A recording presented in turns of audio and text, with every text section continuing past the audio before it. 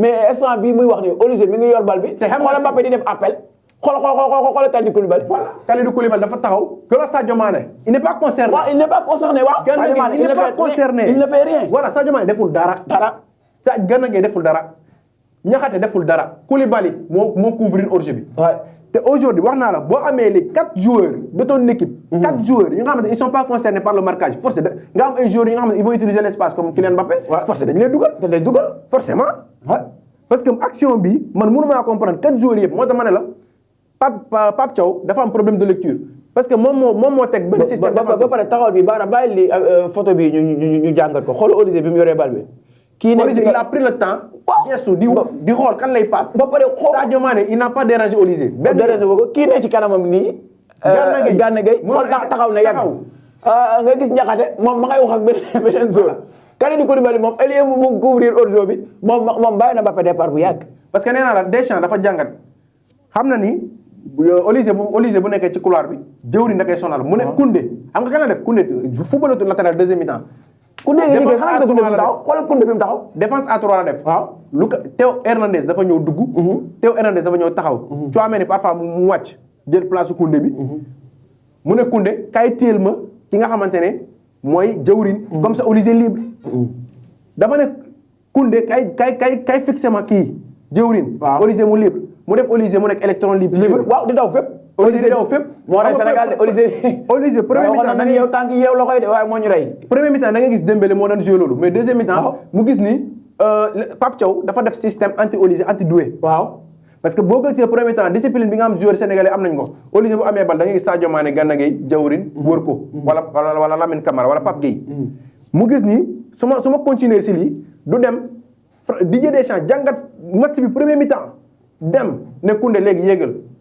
on va amoon benn surnombre ci match ci kii bi. Olise yow léegi da ngay def appel contre appel. boo xoolee Olise nu mu jëlee bal bi dafa def appel contre appel. ba mu defee premier appel bi kii reculé. jawrin Koundé def ni mel ni. voilà gisoo Koundé bii bi muy am Koundé fi mu ne xoolal jawrin moom la doon marqué. Koundé moo passe Olise. waaw gis nga jawrin fii moom la doon marqué. Koundé moo passe Olise jawrin amul benn def na lu mu def ci. non moom la doon marqué sax. il n'a fait ñi def maanaam heure bi kay ñii la. gis nga lii naroon nañu encercler Koulibaly. parce que Koulibaly aussi def na erreur ci 4 joueurs ñoo def erreur Sadio Mané Koulibaly. Gana Gueye Niakhaté gis nga Niakhaté. waaw le temps mu muy replacé wu.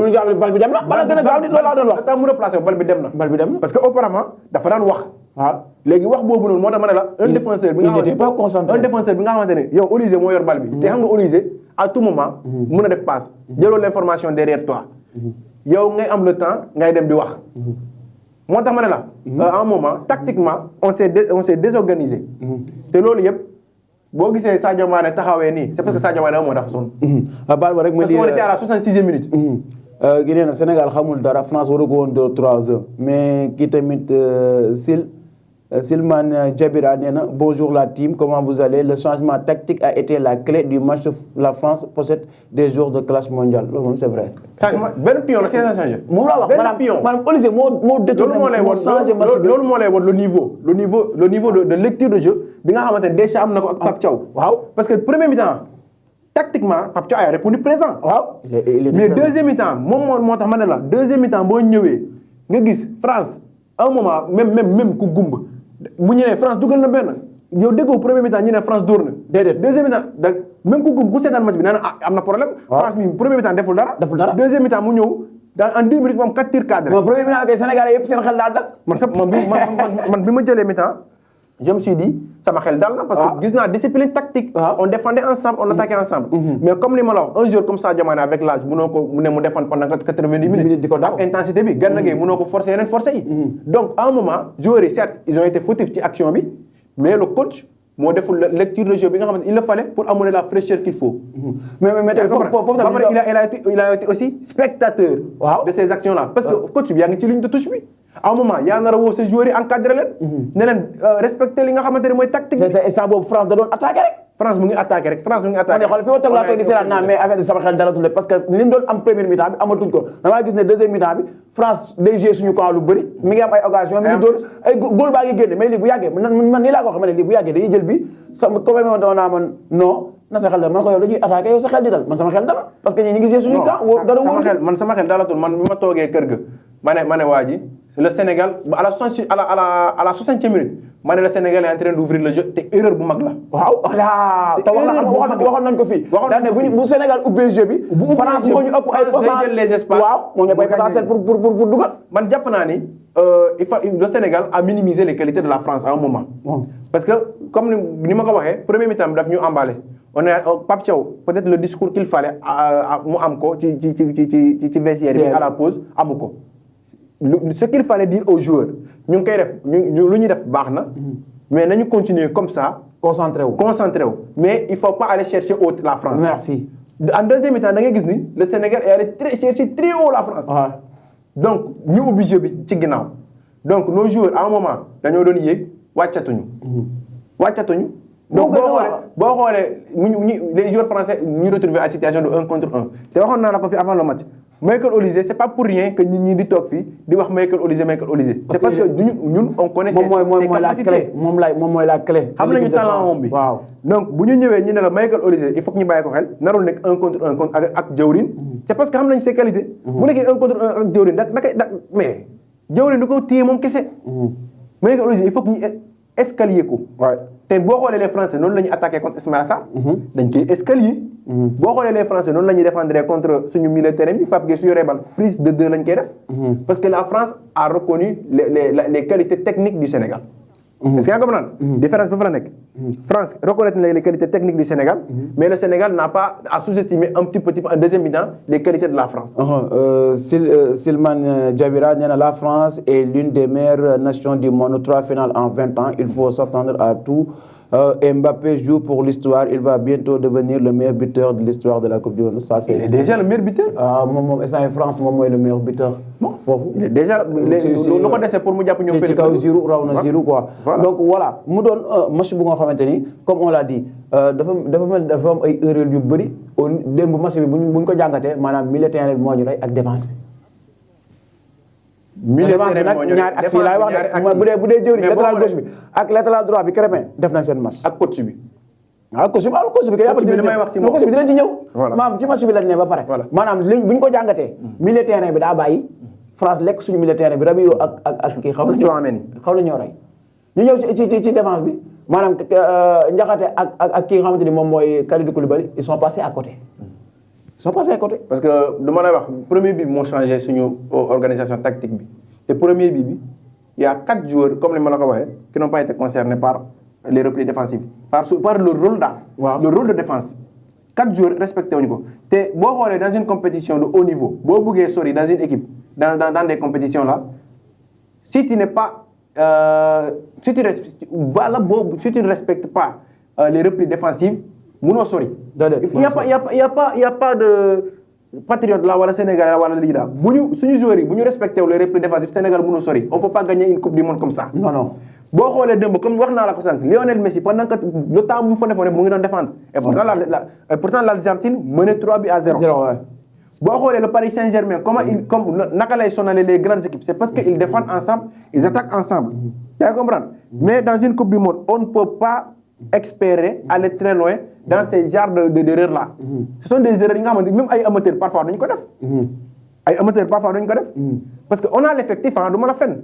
mais discipline ak organisation moo ñu manqué. démb. ok ba tey Silman Diabira moom mi ngi participé ci émission bi faaw mooy liiraale ay commentaires parce que li muy wax am na solo mu ne la France possède le meilleur banc de cette coupe du monde. certes la chaleur a joué mais le Sénégal physiquement on a eu du mal à tenir et ça il faut le rectifier on a fait une mauvaise préparation waaw lii mooy dëgg parce que li wax nii wax nañ ko fii man ak yow.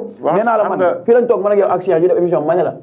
sama xel dalul ci équipe bii ma gis parce que dañoo préparé ñaari match amicaux te ay équipe booy dem coupe du monde booy préparé match amicaux pour xool la say faay fi nga baaxee fi nga baaxul ma gis ne ñun Arabie Saoudite mënuñu koo gagné États-Unis pomti ni ma ne bu ndajee France fu ñu jëpp du ñii mooy lijjanti match bi. mais le problème physique des joueurs kan la c'est le coach moo ñu indi ay joueurs yi nga xamante ne ils ne sont pas aptes à démarrer. Ghana n'était pas prêt. Ghana dafa jógee ci blessure il n'était pas apte à démarrer. am nga Pathé Ciss à un moment. il faut avoir il faut nga jël parfois ses responsabilités. nga def yeneen classement yi. Gana Gueye ñun ñëpp waxoon nañ ko fii pourtant. di wax ni Pape Thiaw lu mu teg nii leerul. Gana Gueye il n'est pas apte à démarrer parce que ci blessure la jógee. la jógee loolu moo wane ni Gana Gueye à un certain moment il s'est relâché. dafay bàyyi kay parce que yow Rabiot moo gënoon pare ak toi mais ñoo gën a nekk en performance waay. il s'est relâché. waay il s'est relâché parce que Gana Gueye mu deful même pas benn match de préparation. non non waay. Kalidou Koulibaly deful même pas benn match de préparation. Kalidou Koulibaly boobu balaa nga xool ni Kalidou Koulibaly n'est pas apte à démarrer xoolal Bradley Barcola fan la ko jëlee. ci milieu terrain bi la ko jëlee. waaw milieu terrain bi la ko jëlee woon ko ni maa la gën a nekk xale maa la gën a gaaw. barki yàlla mais Kalidou Koulibaly à un moment lan la def à un moment lan la def. daa taxaw daa mën a daw loolu. daa taxaw. parce que mënu ko. waaw à un moment Kalidou Koulibaly daa taxaw loolu laa lay wax ni la France. kon nga baal ma est-ce que gars yi ils n'ont pas raison sur ki nga xam ne moom mooy Pape Thiaw sur la venue de Malang Sarr. Malang Sarr naruloon manqué ci liste bi. ah dëgg ñooñu ñëpp à l'unanimité la nar a wax. maanaam liste Pape Thiaw bi da cee demee sentiment te football du sentiment. football amul yaa fi ne woon. lu mu wax waaw Salman Diabira nee na effectivement c'est le staff technique ils ont fauté c'est vrai. staff technique bi mooy médical bi. ak technique bi.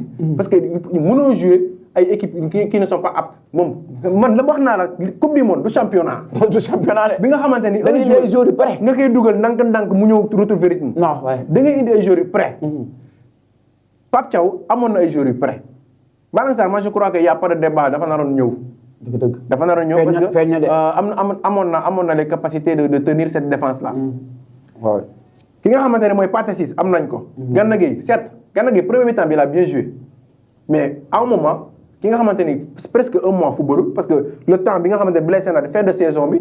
daa blessé. ñëw le temps bi nga xamante ne ñëw nañu Sénégal ak ba ñuy dem coupe du monde bi mot na un mois. préparation bi footballul. premier mi-temps def na lu mu mën mais à la deuxième période génnee ko indi ñu Pathé Ciss apporter un peu de fraîcheur sur le milieu terrain Sadio Mané mag la à un moment doo mënatul. génnee ko nga indi beneen joueur indi xale ñu gën a frais. nga indi ay fraîcheur. donc loolu laa la wax ni bu ñu footballé ba à un moment nga gis la France en 10 minutes mu am tir cadré Pape Thiaw naroon na am la lucidité de se dire y a un problème. y a un problème kay. y a un problème parce que France footballé. équipe bi dañ ko mujjee déséquilibré. il est resté comment on dit spectateur. parce que déjà moom déjà mu ngi ci ligne de touche bi moo ñu gën a gis. waaw woowul mobiliser sa les joueurs ne leen wàcc leen. gisuma ko benn yoon muy def geste ne joueurs yi. déplacé wu leen. mu bàyyi mel ni il est resté figé. Salman Diabira nee na on prend les